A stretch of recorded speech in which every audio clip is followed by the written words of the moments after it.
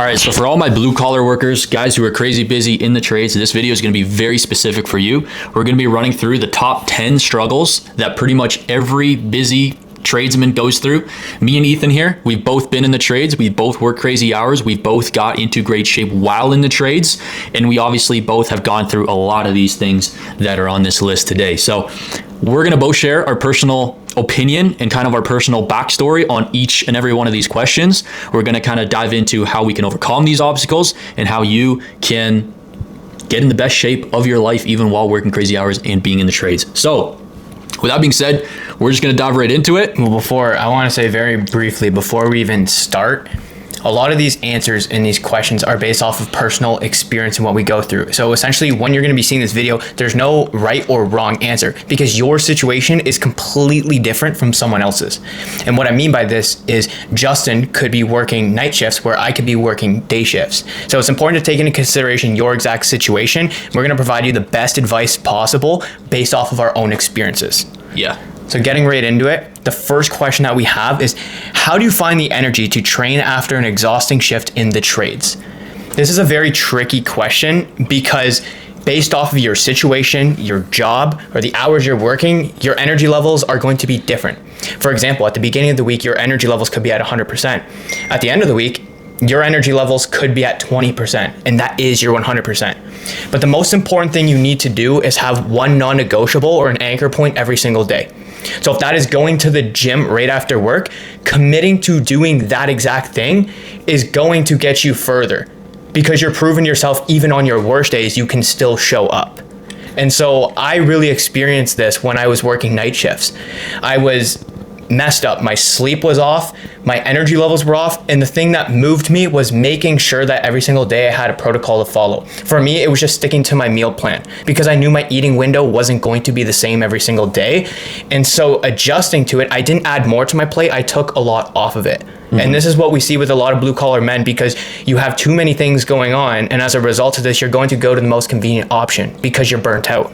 And if I can even butt in there, because I've worked with clients who've been in the trades, and a big thing for them is just kind of taking the thinking part out of it. Because if you're coming home and you're extremely exhausted and you find that you're extremely tired when you get home and you just kind of want to lay on the couch and just kind of, chill, either work out in the morning. I've had a lot of people who have found that that's really helped because some people have the most energy, and you have a lot more thinking.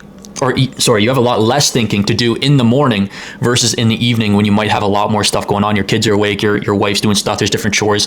The morning is kind of a lot of people's alone time, right? So if you just get up a little earlier, you decide to get in a 30 to 45 minute workout before work, you're going to feel a lot better. You're going to have a lot more energy even at work, and it's going to just feel the rest of your day. And obviously that combined with eating correctly is obviously going to make a world of a difference. Now, another thing that works too is packing your gym bag or packing clothes in your gym bag and packing everything that you need so that you can go straight from work to the gym. You don't have to come home, kind of just loaf around and try to find the willpower and energy to actually get to the gym after you get home, right? So those are just a couple tips.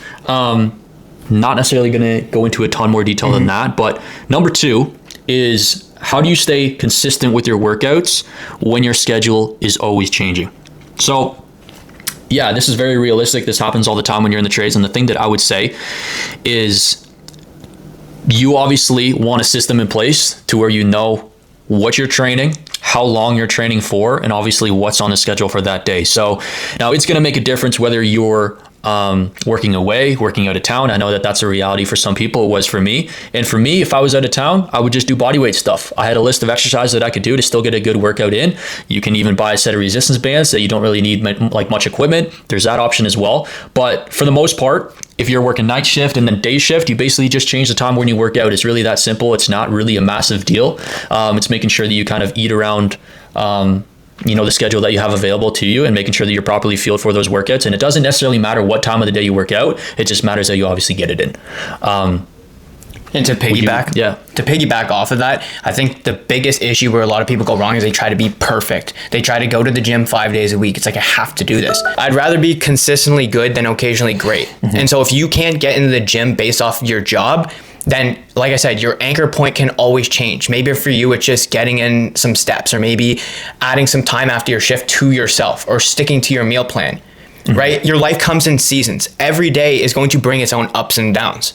And so it's not about looking at it from a zoomed in lens. It's more about looking at it from a long term. How am I going to be consistent and continue these habits into my future? And it's also setting up a system that you can stay consistent with, right? If you guys can't stay consistent to 5 days a week, don't try to train 5 days a week, right? If you guys can only be in the gym for 45 minutes, only be in the gym for 45 minutes. If you can only train at home, do that. Do whatever you can actually stay consistent with, because obviously that's going to fix a big part of this problem as well. Number 3. How do you eat clean when you're on the job site with no access to good food? Massive issue.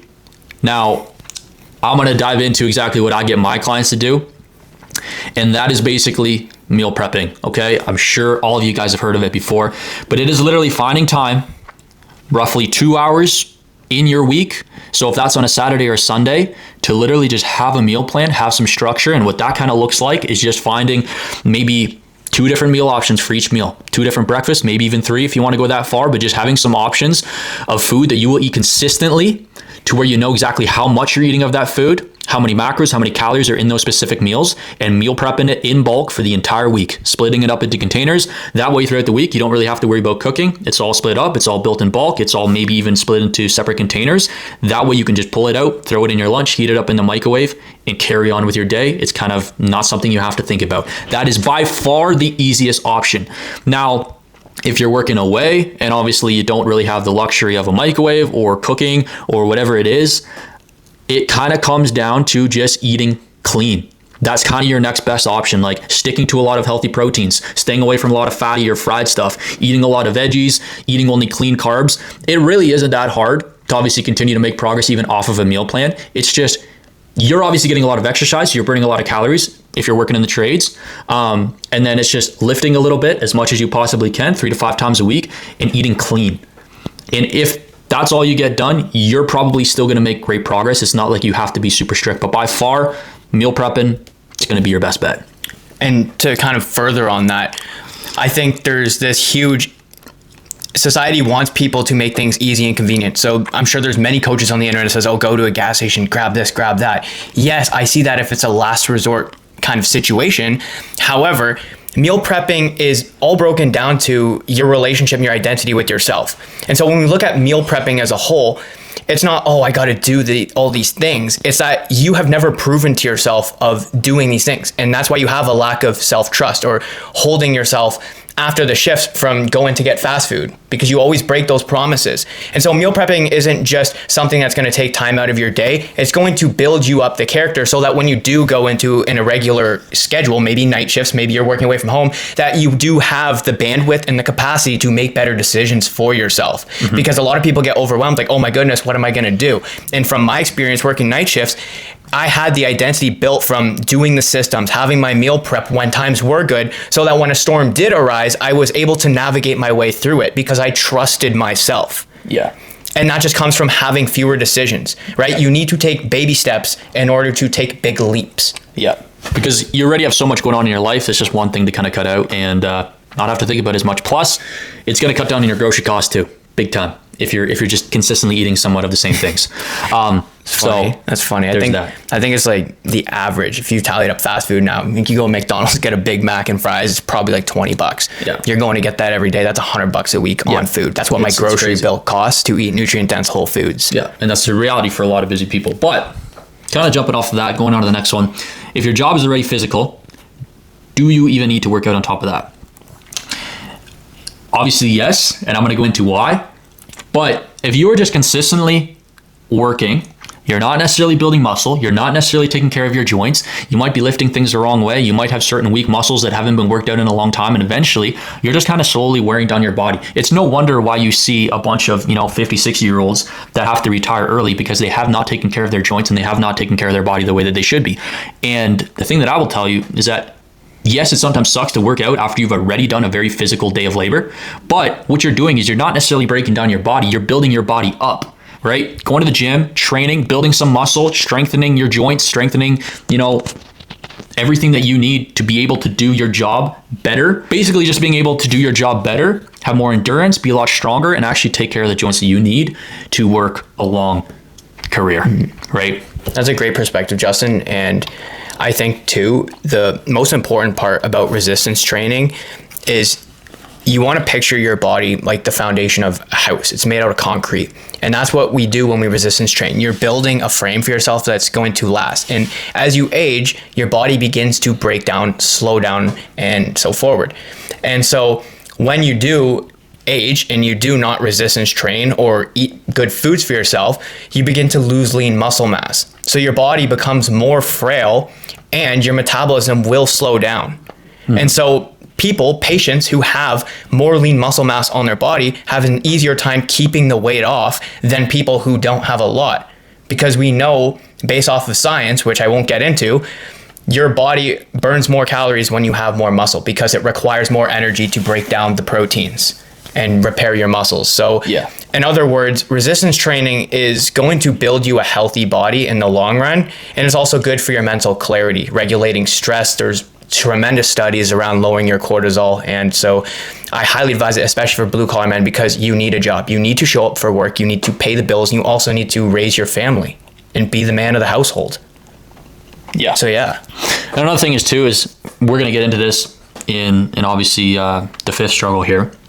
But joint pain and like soreness and that sort of thing, you're going to become very, very stiff if you don't exercise your muscles, do a little bit of mobility work and all of that sort of thing. You're going to get very sore. And the question that we have right here is, how do you train around joint pain, soreness, wear and tear that comes with trade work?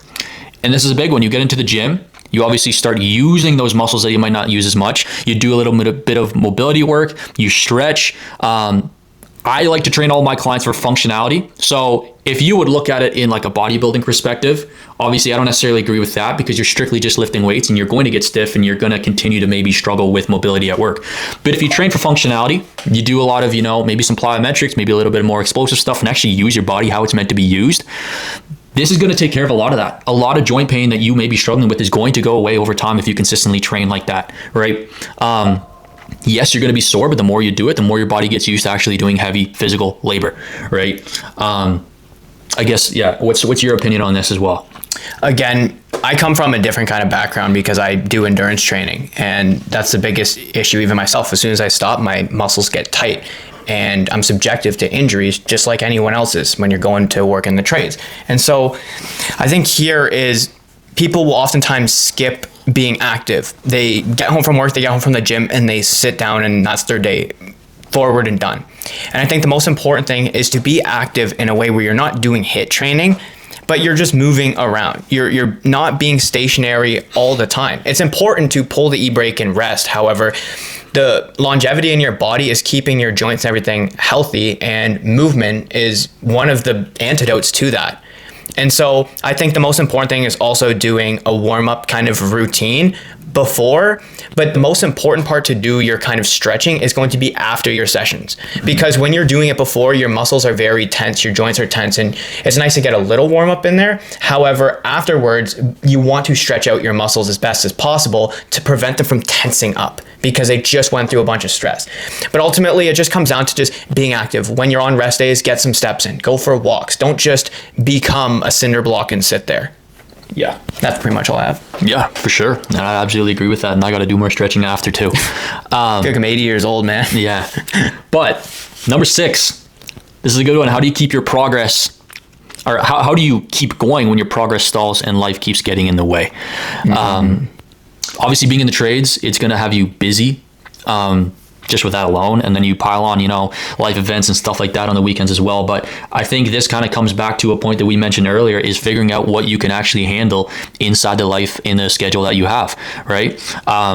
Can you only handle 3 days? Can you handle 5? Like, what can you actually handle? Because if you're burning yourself out constantly and you're being very inconsistent just because of the schedule and the plan that you have set up for you, and it doesn't fit your lifestyle, it's going to be very hard to continue to progress, right? So I would say that's the biggest thing.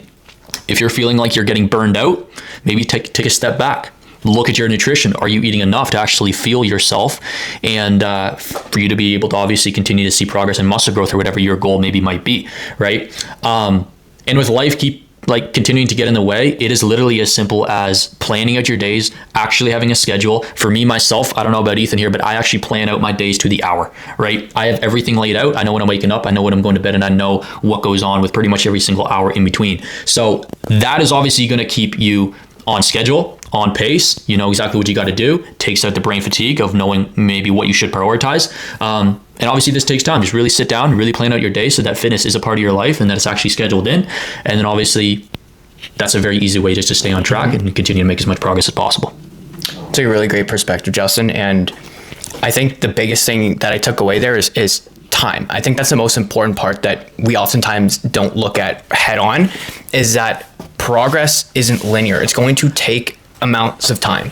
And so being consistent and doing what you can commit to is more important than trying to load your plate with all these things 100%. Because you're going to burn out. And when we burn out, we're going to resort to the easiest option possible. And so really it comes down to what you can commit to, because when you overcommit, you break promises to yourself. And when that reflects back on your resume of self-trust and doing the hard things when things get difficult, then you've just dug yourself into a pit where you can't really crawl out of.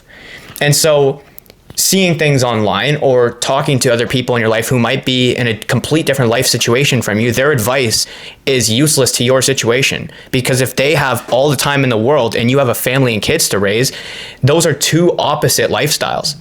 And so figuring out what you can promise and commit to each day is going to be your biggest asset, not just for your physical results, but for your mental benefit.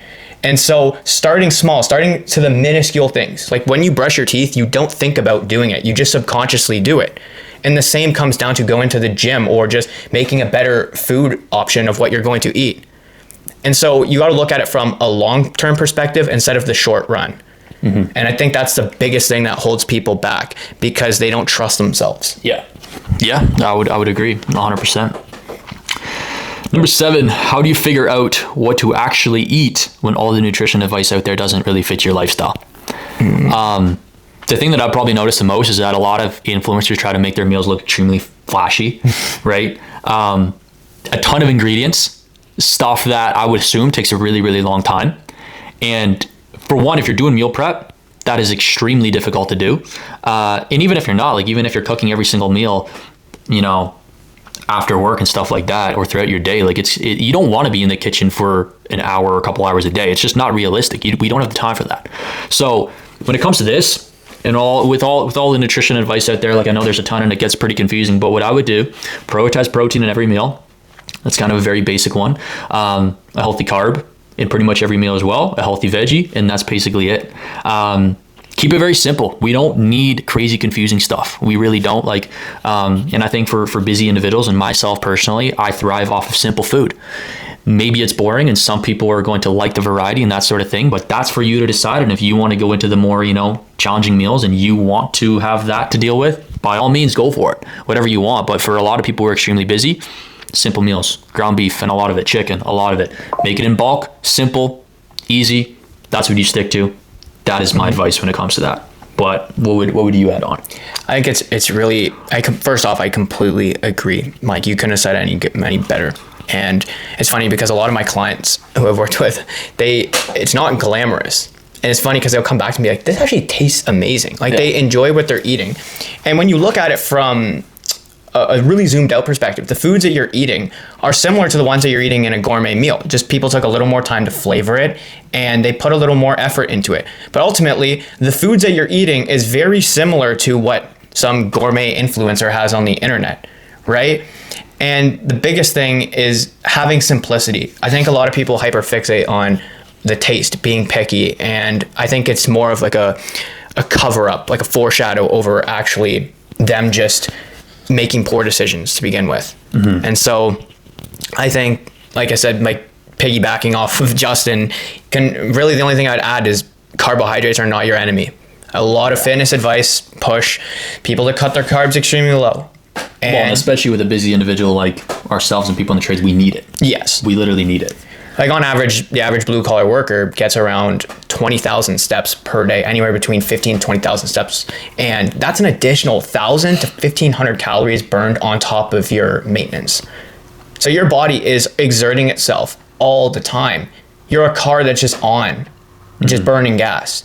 And so it's important to replenish yourself. Yeah. 100%. Carbs are not your enemy, so use them. Number 8, how do you stay on track when drinking culture after work is just part of the job? My biggest thing here would just be to ask you, how bad do you actually want to get in shape? If you're a guy who is looking to lose weight, alcohol is probably one of your biggest enemies. And if you're the type of guy to be like, oh, I'll just cut back, or I'll just eat maybe, or just drink a little bit less, or that sort of thing, or I'll go out once a week, I'm going to really just ask you, how bad do you actually want to get in shape? Because alcohol is probably one of the biggest killers of fat loss progress. You want to actually see results, you want to actually get ahead, cut it out completely. Cut it out completely. Now, I mean, there is a bit of a gray line there. If you're having like a special event or something like that, sure, you can have 1 or 2 beers. Is that going to kill your progress? No. But if this is a struggle that you really do struggle with on a daily basis or a lot of the time throughout the week, you need to cut this out, because when you're drinking and you drink a lot, your body has to get alcohol out of your system for you to even start burning fat. It's just how it works, unfortunately. And if you're somebody who drinks almost every night or something like that, I'm sorry to tell you, but it's pretty much impossible for you to lose weight. So best bet, cut it out completely. If you can't do that, limit yourself to maybe once or twice a week. But honestly, I would just say completely get rid of it. It's not going to help you whatsoever. And yeah, like my experience with that is you want to look at it from the point of, why are you doing what you're doing? I think a lot of issues can be solved internally with yourself if you just ask yourself, why is this important to you? Why is going out drinking super important? Most people are gonna say, oh, I just want to be social. Okay, well, you can go out and be social. Alcohol is just a sidestep. It's just something that's there. Doesn't mean that you have to make the decision to it. It's like, I'm sitting at home right now. I could drive to McDonald's and go get a Big Mac. But why is that important to me? And so once you're able to align yourself with your goals and your priorities, you're able to make better conscious decisions. And I think the biggest issue too is cutting out alcohol doesn't mean completely closing that door inside of your life, right? I think a lot of people worry so much about the perception and thought of other people that it withholds them from doing these decisions. So you just continue doing it because you don't want to give up that part of your life. And what if I told you, you really don't give it up? It's just you have the decision every single time to make a different decision. So if you're going out with your friends or you're going out to drink, get a diet pop. It's a little bit of exposure therapy. You might have some people think you're a weirdo, but don't we all think we're weirdos at times? It's human nature. And so it's not about completely removing yourself from those environments. It's going in those environments and making better conscious decisions. And if you are not at the state to make better conscious decisions, then I would say withdraw yourself from the environment, because you know that you've tried everything to get rid of it. And it's still, you cannot have that self-control and mental bandwidth to 100% avoid it. 100%. And so I think it's a little bit of exposure therapy, but just get a diet pop, go out and be social. Don't drink anything, get a water, right? We're not eliminating things from your life. We're working with your situation. And once you align with why these things are important and why you want to do what you want to do, you're able to make better decisions for yourself and see more success. Yeah, 100%. And even on that, the reason I say just cut it out completely is that is usually the easiest, because you obviously get used to that. You get comfortable cutting everything out. And if you just kind of stick to, I'll have a couple here, I'll have a couple there. Eventually, sometimes a couple can turn into a lot and completely just flip your progress upside down, right? So it is just definitely easier to completely cut it out. But moving on to struggle 9 is, how do you stay motivated when work, stress, family pressure, and exhaustion are all hitting at once? I would say, for me personally, and I know for a lot of my clients as well, it's kind of their time when they're alone, when they're away from their family, where they're focusing just on them, where it's their thoughts and nobody else's. I think that's one way to look at it. Obviously, it becomes a part of your life. It becomes something that you don't want to give up just because you see the benefit from it.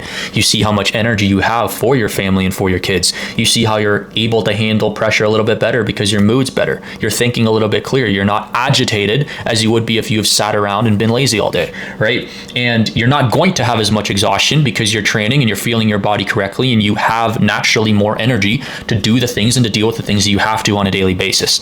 So I think that in itself is going to motivate you, just right there. But I do want to hear your thoughts on this, and I can add in if I need to later on. But 100%. And like you said, that's a perfect real world situation. Like, I can relate and empathize with that.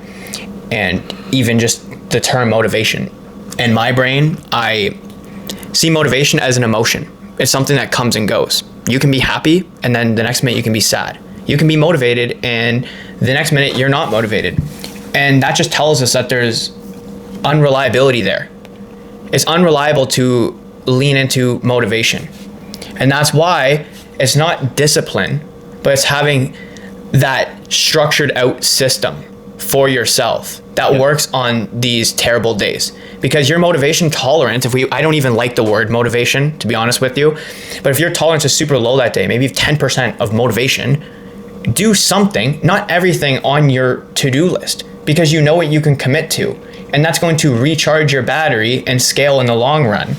And so motivation is completely unreliable. It comes from proving to yourself that you are capable of doing these things even when times are difficult, right? And I've had many seasons in my life where, or even just times when I got off work, where I'd be like, man, I'd rather do anything in the friggin' world than go to the gym right now. And even on my worst days, I still showed up and did something. And it wasn't glamorous, it wasn't pretty. I could be in the gym for 15 minutes, but I still did something to move the needle forward that day. And if you're 1% better, then you're going to be 365% better at the end of the year. 100%. Couldn't agree more. And yeah, that is where structure comes into play, 100%. And that kind of ties into point 10 here of people not knowing where to start when no fitness program out there was actually built for somebody in the trades. This is exactly why we do what we do, to be completely honest, is to obviously help all you guys out there who are struggling with this, because there are a lot of plans out there who don't specifically dive into the structure and the schedule that busy individuals face, or guys in the trades, right? There's a lot of things that we have to work around. There's a lot of time barriers that we have to work around, right? And there's a lot of things that we have to figure out specifically for you to be able to know what you can handle and how to navigate, nutrition and cooking meals and meal prepping and fitting time into the gym, and whether you train at home or whether you train, at the actual gym and that sort of thing. Like, there's a lot of things to figure out. But obviously, with that being said, it does come down to just figuring out what you can handle. What works for you? Does training at home work better for you with minimal equipment? Does going to the gym work better for you? Do you like that a little bit better? How many days do you have to train? How long do you have in the gym to train? What works best for your nutrition? Does it work every single day for you to meal prep that specific meal that day before you're going to eat it? Or do you actually have to meal prep a week in advance? What works for you, right? How's your sleep? How are you taking care of that? How are you prioritizing everything in your life to actually progress you towards a better and healthier future, right? So that's what I would say to that. To anybody who is struggling and anybody who does want a plan, me and Ethan are here for you. It's what we do. We've helped out many people before, but obviously those are the main tips that I would really give you. And hopefully all of these other tips have helped you kind of, have a better understanding of what you should and shouldn't do. But yeah, I'll let Ethan wrap this up. Yeah, the only thing I really would want to add is rearrange the one puzzle piece there and move kind of your mindset at the beginning. And I think your mindset is going to be your engine at the end of the day, because if you don't believe you can even show up, you don't believe that there's a version of yourself that exists out there, you don't believe that you can lose X amount of weight in X amount of time, then you're never going to take that first step. And so when we think of it, every single action we take is formulated from the decisions inside of our brain. And so if your mindset's not in check, you're not even aware that you want better for yourself or why you want better from yourself, then it's going to be really hard for you to make a decision, because you can sit down right now and write down a list of things that you want to do and how you're going to do it. But if you don't believe that you're going to do any of it, if you don't believe ultimately that you can show up on the days where everything feels impossible, then you're never going to get there. And so I think a lot of people skip this step because we oftentimes allow the busyness of life to kind of fog our memory. I think sitting with yourself and personal reflection is the most important thing you can do before you even step foot into a meal plan or step foot into the gym. Yeah. And so you need to have that. That is the core component. That is everything. So I can't stress this enough, because most blue collar men don't actually reflect with themselves. They're so focused on everything else. They don't ask, hey, am I okay? Hey, I need to take a step back and reassess my life right now. Maybe I'm going through some mental struggles. And so without personal reflection, you cannot grow. You have to have awareness to the problem before you can even start solving it. 100%. And just to add on that, like, you have to be the one who wants it the most, because there's going to be nobody out there. I can't help you. Ethan can't help you. Nobody can help you if you don't truly want it, right? Mm-hmm. And yeah, you can have motivation.